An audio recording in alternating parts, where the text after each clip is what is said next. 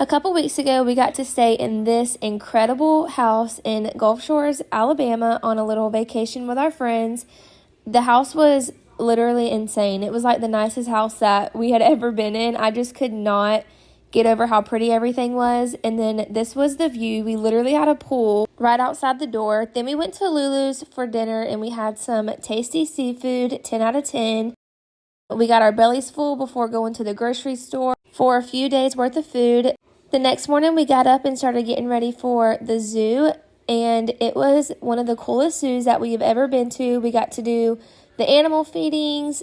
Sawyer got to pet a tortoise, and he's obsessed with animals, so he was living his best life. We walked next door to the zoo's restaurant called the Safari Club, and it was delicious. That evening, we went through Sail Wild Hearts to go on a sailboat to see the dolphins, and this might be my favorite part of the whole trip. The crew was so incredibly nice and let anybody who wanted to drive the sailboat, so that was a really cool experience. The next morning, we headed to a restaurant called The Hangout, and the vibes were out of this world. It was so cool. If you had a birthday coming up, they made you get up on the table and dance in front of everyone. So that would be Casey Boy and our friend Miley. Right after that, we took a sandcastle building class through Sandcastle University, and I didn't even know anything like that existed, but it's a super fun option if you are on vacation. We were all so wore out by the end of the day that we just all hung out and enjoyed each other's company before having to leave bright and early the next morning. Overall, we recommend Gulf Shores and give it a 10 out of 10.